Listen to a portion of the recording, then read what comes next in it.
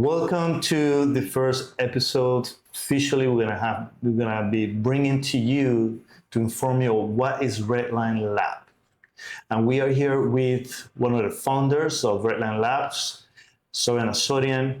And my name is Thelly Mapp. We're gonna be talking about how you, as a startup, looking for mentorship, looking for guidance, can come to Redline Lab and find it.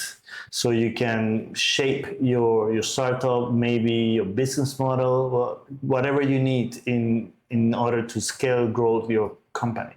So here we are with Soren Azorian. The first question is tell us what's the vision for Redline Lab? Yeah, before Redline Lab started, we started Redline Blockchain SA, Panamanian Corporation, and we particularly were and are building the Web3 fundamentals, from the payment services to custodial services to exchanges, real-world assets, education. And then it came to a point which is, I felt like having all of this would make more sense to connect the other visionaries into one place. We have seen and we have been in places, incubation companies which they are focused on the startups on different levels, from the seed to the Series A's, and then helping them with different things. But none of them were literally having that guidance which you need, or maybe they will have it for a short time. And after that, they will be literally let go with building this stuff. And then if you are good or you're perfect or you're A players, you'll be able to basically go for the second rounds and then build your company bigger. So there was a void.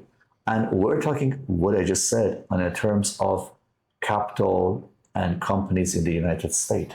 In Latin America, you cannot find such a thing. Right.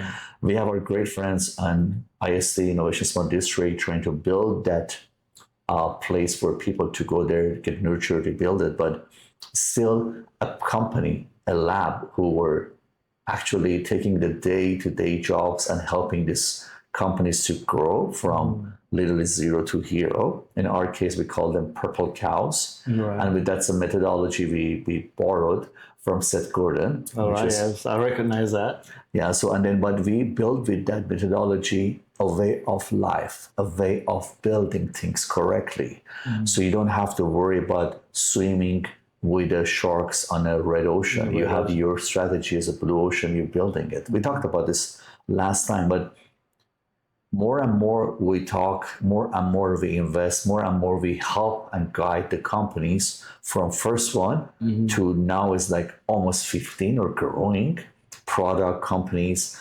And we find the best way is give that methodology a format to be able to support the companies from the startup mode to the places which they want to go. And the vision is not completed yet. I would say as of today, we are September 17, 2025, right? 2025, yeah. So this was started a year ago. Up to now, as you can see it, we have this incubation lab. You see the energy when people are in the offices. You see the amount of the time they're spending with each other. You see CTO of a X company sitting down with the CMO of the other company, CEO of the other company sitting down with the CFO of the other company. They're learning from each other. And funny thing is, this is an open place. There's no agenda between our teams. There's no agenda between our advisors. There's no agenda between our companies. At a point which is like people thinking, oh my God, they might be, there's some sort of trade things they will use it, but I don't see that. I see these guys are really helping each other to grow. We just had our guys from Dojo Coding spent 3 days, like a sort of boot camp, and with our teams here in Panama. So they brought the fresh energy, fresh vision with our teams over here. So companies like a BBR Tech, we have Crypto Munchie, Betsky, everyone was like part of this to understand, you guys have done awesome job. Like, how can we basically cooperate with you? And so we have Verify, right? most of our companies right now working to build their ecosystem into Blurify, so we don't have to worry about an identity, crisis or the information of the KYC and AML of the people. This wouldn't happen if we didn't hand select the companies. So I explained it pretty bigger but longer, but the vision was literally unknown, but the only thing which was lighted up on the top was like, we're trying to help and bring this ecosystem to a place which everybody can share their knowledge, everybody can have pieces of it, but let's run it as a angel investment. Let's run it as an incubation company, which also invests in the corporation. Some of them, they come to us because of they need that first check or that first boost to start it. But after a while, when we get to know them and they get to know us and the people who are involved, everybody changes. Like literally just all of a sudden their light bulb goes up and it's like, oh my God, I didn't know this is possible here. What I think what it is that when they come here, they come with the idea that they need money. Yeah. And knowing that it's more than fun. money. And then they realize, you know what, we don't have the right mindset yet for that money. We're not prepared. We're not ready. And it's funny that you mentioned blue ocean. Yeah.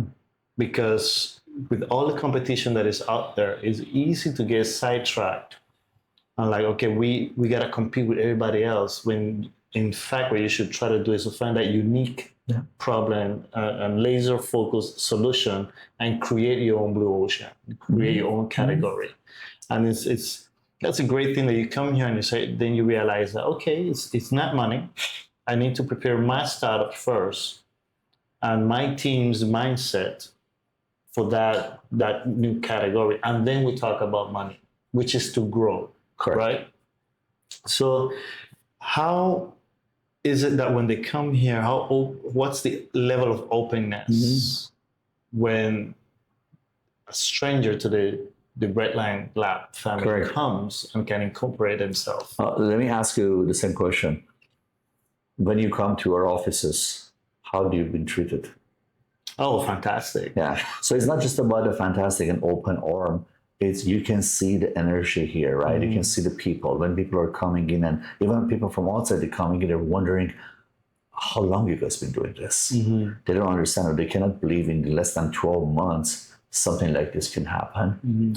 Why? Because while other people are attracted to come to work with the Redline and Redline teams, they're also coming and seeing we are, as a company, we are building our Red 5, we're building a bunch of other products we have. And I don't put the CEO hat of the fund. I put the CEO of a operating startup, which deals with so many things every single day. Legal battles, problems, tech side of the thing, human resources problems, and on and on and on. And guess what? If you look at, you're coming for expert mentorship, like inside the industry. We are in a Web3, AI, and tech industry. We have lots of insight. So if you're in an isolated office, in an isolated city, and you're not inside the lab, you don't understand this insight. You've seen it within a few minutes. We all of a sudden, we come up with an idea. That idea has a merit, and that merit has a backing, and the backing has experts next to it. Strategies in there. You just said, just like that, right? You remember last night? Yeah. Just like that. So just like that. Yeah. Why do we have to wait to lose something? Because the biggest problem with entrepreneurs have is that shiny syndrome. Yeah. And that syndrome is in between, not just you're taught and moving here, oh, I can do fast and then move from here to there. Your shiny syndrome is also affecting what you have inside, the way your philosophy will work, the way your marketing strategy will work, your partnership will work. You will move from partner to partner every minute. You will move from hire to hire every single minute. You will move from the product to product every minute without having enough time to understand what is that growth strategy you have and literally put the plan to support and receive support from others. How many times you have seen innovation incubation companies, which is they come from the idea to execution, but in the middle, the idea dies. Because they find, that idea is not something which they need to be, pursuing it. But then while their idea dies, hundreds of thousands and sometimes millions of dollars of people which are invested on these things are done. They're gone. There's no more anymore to just bring them back. Right. So now imagine a place, a funder comes in, like putting ego outside of the door, walks in here and sees there are other people. If you really want to be open and learn from them, they're open to teach you. And then, as I said, for me, daily basis, I'm actually building it. I have also that, syndrome, which is like, maybe I want to do faster, I want to be there better, I want to connect more, I want to have more revenue to come to the company. But I know it's just like, basically, if you go one way and without sharing and understanding the knowledge of others, you cannot have your needs prioritized. So the approach here is, I'm hands-on. One of the most hands-on CEOs you can find. Also, we're running our incubation lab, which has a direct access to funds through our company's funnel.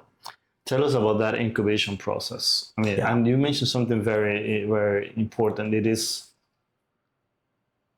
one of the characteristics that a founder has is his ego, right? But that ego has to be managed. I mean, you have to know when, like, the ego serves you to have that contagious feeling for your team that hey, we're building something unforgettable, right? And when that ego doesn't serve you anymore, you say, okay, we need help. We need to change our perspective somehow so we can move forward. And that's the incubation process, right? Like how does that start, and what are the steps that they have to follow when you say, okay, you know what, I think you're ready for the next level? Yeah. So we hear lots of pitches and lots of ideas. And as you see, like yesterday, and you've been involved in this, we just said no to two ideas. They have a merit, but they have a different kind of understanding how this entire thing works. So you might be like, highly potential startup. You might be very highly graded CEO, CTO, but you don't have the experience of how to manage it. We just tell them, you know what, maybe it's a time for you to not just start this.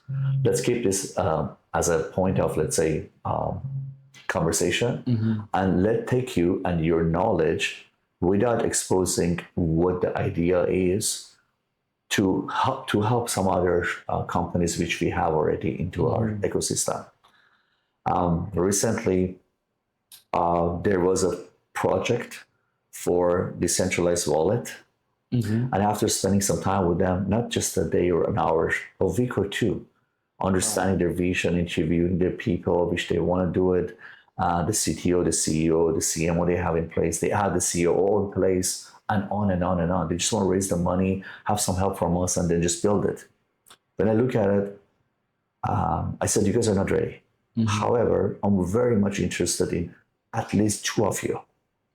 Okay. And then they came collectively to the decision, those two guys work for us for the 6 months. And if they be able to finish the steps we're giving to them, then all of them come back together again and then start the company on that time. Guess what happened? With more experience. After 2 months working every single day with our teams, our marketing team, our building team, our tech team, our development team, architect team, and working directly with me, they decided they don't want to do that project anymore. Why? They saw their talent was focused on that particular product. It's not worth it. Right. Their time and the energy they have to put into this one. And they find out, the CEO find out, can be better CTO than a CEO. He was not cut for the CEO job. And he admit that, and he knows. And he's actually happy right now. He was able to reevaluate. 100%. Yeah. A person which is like, you know what, I'm the best UI UX person all around the globe. Now I have a lot to learn. You got to put that ego aside. Because you see what happened is that I think the problem is that this phrase said, never give up, right? Never give up. But probably you have to change that paradigm and say, well, I'm not giving up and just shifting and pivoting to something that after reevaluation, it's better than my previous idea. 2 weeks ago, we didn't have the paper for AI agents. It's like everybody wants an AI agent, but there is no actual ways of building it correctly. Just Google came up with it, but not everybody has access to it yet. Right. And I can probably say, because we have the lab and we have the access to almost everything all over, we were able to take that paper into consideration, and our devs are building the last 2 weeks. So if you're not inside the lab, you don't have access to the bright people which we have in this entire gamma of the Redline Lab, and resources and accesses, and just basically you cannot put this thing together. So this is not just providing the resource mentorship. This is a way of life. Like, think of this, like 6 months ago, Dojo Coding came out of the SaaS model, teaching the Web 2 developers to go to Web 3. They're giving them the courses, support, webinars, and teaching them, and then placing them to some sort of hackathon. And it was a business. It was a cute business, right? What do we see? Like, I saw different thing which they seen it. We worked together, and then all of a sudden they came up with an idea of our Dojo OS. Interesting. I don't want to talk about Dojo OS because we have another episode with the guys on the team. Right. They are explaining how this Dojo OS works. But now imagine you came up with something very simple. Many companies, they have a SaaS model. They're teaching other people and they're earning money through their LMSs. But talking about Dojo OS, talking about Apple OS, Microsoft OS, there is no human OS. There is no tech OS. There is no tech OS. This is Dojo OS is actually tech engine, personal tech engine. Interesting. Yeah, we actually giving the developer operating system, how to operate. So you go to school, hundreds of thousands of people from India to hundreds of thousands of people from South America region, Africa, everyone went through the last 4 to 8 years of their life to become a developer. Right now, let's say, I'm assuming, I don't know, probably let's say 50 million people are doing development job in the entire world, which is a majority of our Indians. Probably. It's like, half of the India is developer. I'm just joking, but that was a good thing till it's not anymore the priority. Right. So right now, priority is an AI comes in, and then humans in the loop, which is like there are less and less and less, but the functionality of human are changing. Some of the thing which was important for us to do, you have to do it. It's not productive. It doesn't allow you to think. It doesn't allow you to just organize your thoughts. You see right now, we're very busy. All of us are busy, but we are using AI to the maximum we can, but we still have that human potential in there. We may not need 6 people stand on the front of the door. One opens the door, second one, I don't know, just welcome you. The third one escort you to their room. The fourth one open the other room for you. And then fifth one sits you down into a chair until these things happen. Those guys, they can really build other things for the future. Each of those guys can have access right now for that potential they had and never been, able to process it. I can tell you right now, companies are coming in, and within the few months, from zero, they have the huge revenue numbers right now. Right. Oh yeah. And you've seen it here, like you literally here in our lab, they had struggled in a year or two after deploying, after focusing, after changing their mindset. The same product which they had a hard time to sell right now gets out of the shelves, and there's like they have no time to even fulfill it. So it's you've been able to be more productive, and with the use of AI, but it's the human factor that makes it happen. The human's always going to be part of this entire thing. You cannot build a machine for machine. True. You can, like, I'm not saying agents cannot talk. Repetitive tasks. Robots can work. Right now, robots are in Amazon probably fulfillment centers or distribution centers. There are lots of machines. Tesla is doing autonomous cars and taxi. We have actually in LA, we have and I'm sure many places autonomous cars, like safer, less accident, less headache. Human errors are taken off and the machine is working. But that person who was spending their time driving around, sitting in the car, literally watching the Instagram and scrolling on the, can just go be a better teacher, be a better parent, better father, better mother, better husband, better co-worker, better society person, can go help the soup kitchen, can go and literally help the city, can go build something, can go learn, can go read, can go, you know what I mean? Right, because it's not tied up to the mundane things of the daily life, of course. People are settling for ordinary when they are not ordinary. Like I think we talked about this one. An eagle was born in a chicken coop. And all his life and selling the chickens, right? And then he was eating like a chickens, he was walking like a chickens, but he was an eagle. And every single day he was looking up and see the eagles are soaring, and it was, oh my God, look at their life. Look at how far they go. Look at how much they're enjoying their things. I wish I was an eagle. Guess what? He wasn't an eagle. He died as a chicken. So why don't you want to take and settle your ordinary life to something which is God given you? Why don't you want to inspire the people or be part of the inspired people which they're building the block while they are humans, which we talked about this, never gonna bring other people down. They're gonna build a massive empires, massive building by not tearing down the other people, other companies. Innovation is not just an idea. Innovation to execution has a whole parallel which you have to each one of them go inside. We're talking about a blockchain, we're talking about the AI, we're talking about the crypto, we're talking about the generative AI. All of these things are a technology which allows humans to do better. But are you without purpose? Without purpose, what is the purpose? Like imagine, I don't want to say the names. One of the big names I heard on the Tucker Carlson show, talking about the AI and everything else, and Tucker has a great way of asking questions. So, are you trying to be God? You know what I mean? Like, do you want to be? Are we all? Like, we are all part of God. Yes, right. We are all God inside us, and we are part of it.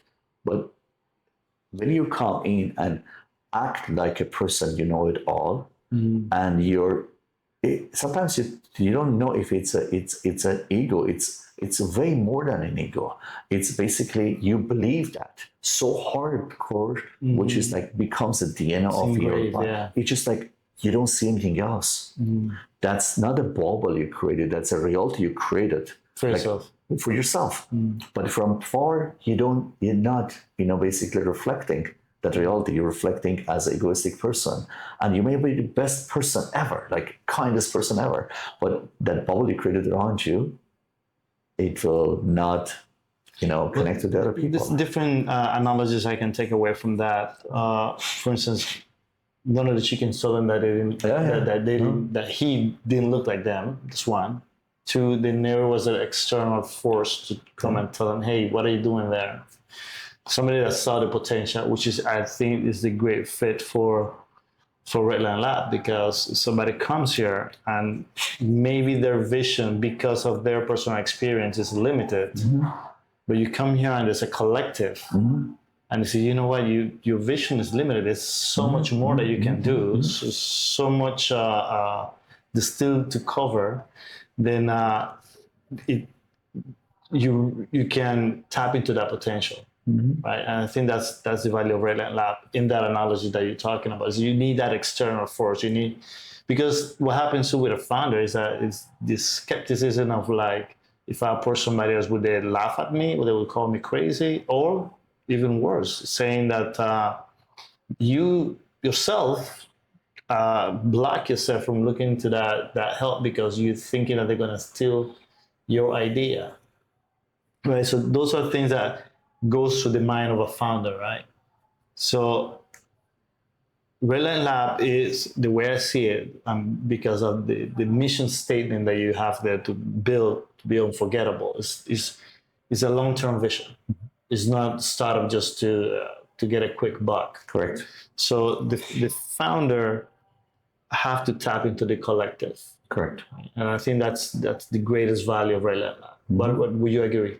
100%. The thing is, right now, you and I are sitting here not promoting Redline Lab, not talking about Redline Lab. Redline Lab and the people who are in here, they have done a remarkable job before me to be able to qualify to be in this selective, right?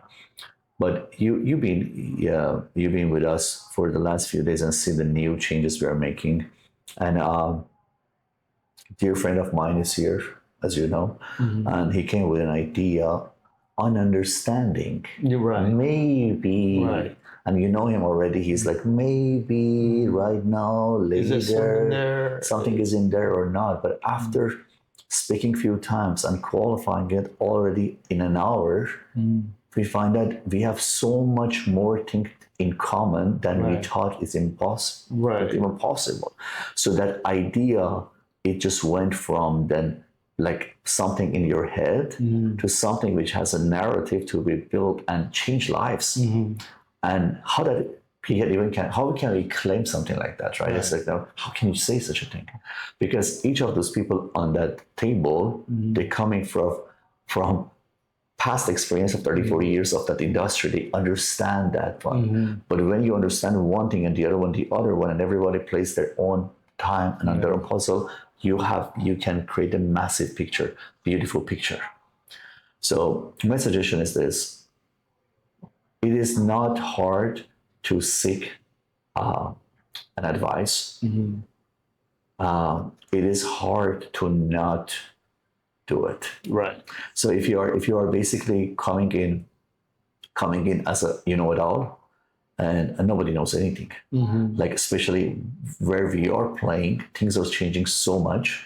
The best of the best, it's like literally has to learn, and every single day. So what we decided as a Redline Lab, each one of us are taking a domain and focusing on that, becoming the best of that. And because we have the collective of the companies, company A, who is focusing on identity and, let's say, something like Glorify, if needs association and compliance doesn't go and to look to build it, we already have the resources ready for that. So the Redline Lab is not only investing in companies. Actually, we have your next client inside our lab. Your next purchase will come from one of other companies we have. You need LMS, we are going to give you LMS, and that is a saving of probably hundreds of thousands of dollars a year, because we have that. You need AI agent, we have the entire code, we give you for free. You need this, we're going to do that. We're going to put you in a boot camp and learn from the best of the thing. You have a question about tokenization, we have the master. You think about anything and everything which is related to this entire gamma of the Web3, we have it inside. Many people, they not heard about us yet, but hopefully soon will be. But we will be so selective. We'll be so selective because our goal is to become that tokenized fund sooner or later, that's another conversation for another day. But it's very simple. If you're coming in with an idea, you may come in, test the water with us. We may not at that moment invest in that, but we may give you advice, we may give you insights. We may tell you, you know what, if you want to work as a part-time with one of our companies, you're more than welcome to do that. Learn from them, teach them methodology-wise, learn from their methodology, and then teach your own staff and be able to build it with us. And after that, if you're ready, sometimes after they're coming to us, they just say, we're not ready. Let's just go prepare ourselves. And sometimes we have hackathons, sometimes we have, let's say, funds coming in, and they're helping us to bring more entrepreneurs to their ecosystem. Or with the Dojo Coding, we just had a partnership with the Starknet. And the grants they're giving to us to be able to build can be deployed to any project we wanted to, right? And test. Yeah. And then where you can test better than our collective. Right. We have it all what you want. You're building something for education, we have the medium. You're building something for custody, we have the medium. You're doing something on every single thing when it comes to the new tech. And Web3 and AI, we somehow cross, checking Right. it. And so you come and build it with us. Hopefully, if you are daring, and we are asking you, dare to be remarkable, right? Right. But build to be unforgettable. That's our slogan. You're welcome. And it's very simple. The best way is reach out to us, right? Go to our website, fill out the form, tell your needs, who you are, reach out to our LinkedIn, which is most of the people are doing that way. Reach out to me, reach out to our team. Let's set up a time to talk. Or go through entire contents we have out there. Get familiar with our companies. Right. You can see all the logos, most of all the logos in our website. You can just go ahead and talk to those people, and so on and so forth. Contact with us. Let us help you. And if there is a good synergy, we will be doubling down and helping you. One thing which is like people have to understand, is this worth it, your energy and time? We just have those two things. Limited time and limited energy. Right. We're not connected to a plug to electricity or we're not. We're humans. We need to recharge, and some of the recharges come with the love, nurturing, and the respect and the skills you're learning. So again, we want to shape the future of the blockchain, Web3, and digital transformation. But if there's something else we don't see it from far yet, please knock our door and let us know. And let's build it together. I don't have much to say. It's been a while we're talking. But again, we're going to have more of this. So you're going to help us to have more of this with different kind of creators, different kind of people involved in our society. So if you're watching this video, I would love to have a time to spend with you and understand where you're coming from, how we can help you, and then reach out to our team, reach out to Thelly, and then we have this beautiful ecosystem to help you. Thank you so much for today, and been a God bless pleasure. you. See you next time.